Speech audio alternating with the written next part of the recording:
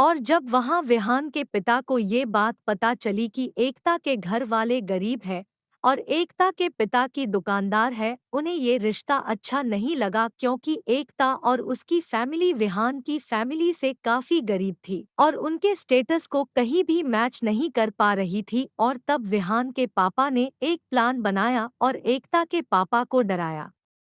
अगर तुमने अपनी बेटी की शादी मेरे बेटे से की तो मैं तुम्हारी बेटी को जान से मार दूंगा। एकता के पापा डर गए और उन्होंने इस रिश्ते को मना कर दिया। और एकता के पूछने पर उन्होंने उससे सच छुपाते हुए कहा कि उन्हें ये रिश्ता पसंद नहीं है।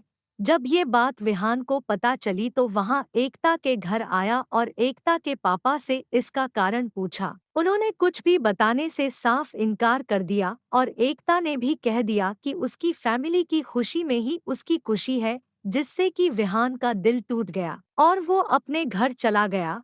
विहान के पापा ने उसे झूठी तसल्ली देते हुए कहा कि ये गरीब लोग होते ही ऐसे हैं और विहान ने भी उनकी बात मान ली। लेकिन जब कुछ दिनों एकता के पापा और मम्मी आपस में बात कर रहे थे तो एकता ने सारी बातें सुन ली और तुरंत विहान को फोन करने लगी। लेकिन विहान इतना दुखी था कि उसने एकता का फोन नहीं उठाया। लेकिन बार बार फोन करने के बाद विहान ने फोन उठाया और बोला, अब क्या चाहती हो। और फिर एकता ने विहान को सारी बातें बताई कि कैसे उसके पापा ने एकता के पापा को धमकी दी और ये रिश्ता तोड़ने पर मजबूर कर दिया। वर्टिकल बार जब ये बात विहान को पता चली तो उसे विश्वास नहीं हुआ और जब उसने अपने पापा से पूछा तो उन्होंने बताया कि ये सब वो उसकी खुशी के लिए कर रहे थे। तब विहान का सर शर्म से झुक गया और वो तुरंत एकता के घर गया और उसके पापा से माफी मांगी और एकता से शादी करने का वचन दिया। फिर विहान ने अपना घर छोड़ दिया